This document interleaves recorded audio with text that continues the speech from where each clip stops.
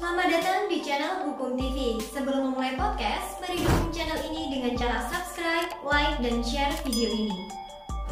Di video kali ini, kami akan membahas terkait maraknya kasus kelitih di kalangan anak-anak, serta bagaimana sebenarnya hukum di Indonesia mengatur terkait kasus kelitih ini.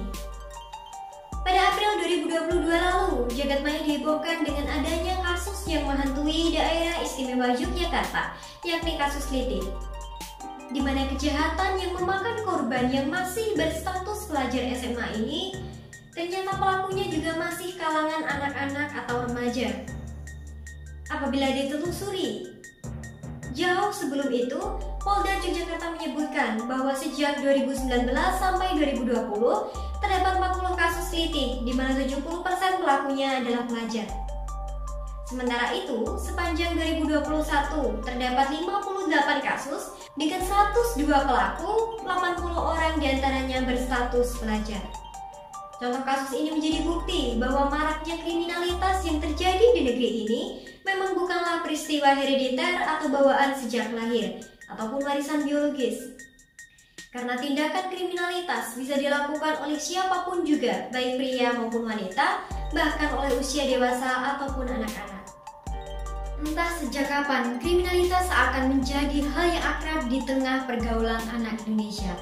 Sejak tahun 2011 hingga tahun 2018, Komisi Perlindungan Anak Indonesia atau KPAI mencatat angka anak yang menjadi pelaku kriminalitas cukup tinggi, yakni 11.116 anak di Indonesia yang tersangkut kasus kriminal.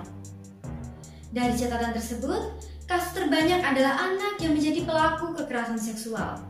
Tak hanya itu, bahkan juga terdapat kasus kekerasan fisik hingga pembunuhan yang tentu juga melibatkan anak-anak. Bila dikaitkan dengan kelitih, secara substansial, hukum pidana material kita sudah menyediakannya, yakni dalam pasal 351 KUHP, yakni tentang penganiayaan. Bila pelakunya masih anak-anak, digunakan UU nomor 11 tahun 2012 tentang sistem peradilan pidana anak, atau bisa kita sebut UU SPPA, di mana anak-anak yang terlibat dalam tindak pidana dapat dikategorikan sebagai anak yang berhadapan dengan hukum atau ABH. Hal ini terdapat dalam pasal 1 ayat 3 UU SPPA yang mendefinisikan ABH adalah anak yang berkonflik dengan hukum, anak yang menjadi korban tindak pidana, dan juga anak yang menjadi saksi tindak pidana. Sementara dalam pasal 1 ayat 3 menyatakan bahwa anak yang berkonflik dengan hukum adalah anak yang telah berumur 12 tahun namun belum berumur 18 tahun yang diduga melakukan tindak pidana. Dalam upaya perlindungan dan pemenuhan hak anak, terdapat juga Konvensi Hak Anak yang telah diratifikasi Indonesia, yakni dengan dikeluarkannya Keputusan Presiden Nomor 36 Tahun 1990, di mana perlindungan hak asasi manusia bagi anak berhadapan dengan hukum sendiri secara spesifik diatur dalam pasal 37 dan pasal 40 KHA, di mana dalam pasal 37 terkait dengan pencabutan kebebasan, sedangkan pasal 40 KHA terkait dengan administrasi peradilan anak.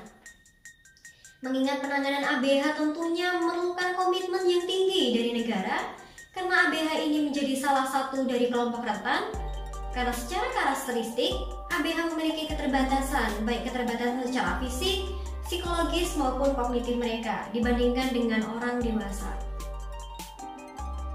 Sehingga sistem peradilan pidana bagi mereka pun haruslah bersifat khusus, di mana Undang-Undang Nomor 11 Tahun 2012 tentang Sistem Peradilan Pidana Anak sejatinya ditujukan untuk mewujudkan peradilan yang dapat melindungi dan memenuhi hak anak, mewujudkan penghormatan terhadap anak, dan kebebasan dasar lainnya, serta mengatur tentang perlindungan khusus yang diberikan kepada anak yang berhadapan dengan hukum. Salah satunya dengan menggunakan upaya diversi atau penyelesaian masalah anak dari prosedur hukum keluar prosedur hukum dengan pendekatan keadilan restoratif yang melibatkan pelaku, korban, keluarga, dan pihak terkait lainnya, untuk bersama-sama mencari solusi atau penyelesaian masalah secara adil dengan menekankan kepada pemulihan kembali kepada keadaan semula dibandingkan melalui pembalasan. Oleh karena itu, sistem peradilan pidana anak yang berpegang pada prinsip konvensi hak anak dengan pendekatan restoratif justice merupakan titik keberhasilan dalam penanganan ABH yang berperspektif HAM. Namun, pada praktiknya, aparat penegak hukum masih saja mengalami banyak kendala ketika menangani ABH. Mulai dari kualitas dan kuantitas dari sumber daya manusia maupun kelengkapan sarana, prasarana, keterbatasan anggaran, ataupun adanya labeling serta kurangnya pemahaman dari masyarakat luas hingga kondisi pengasuhan dari keluarga ABH.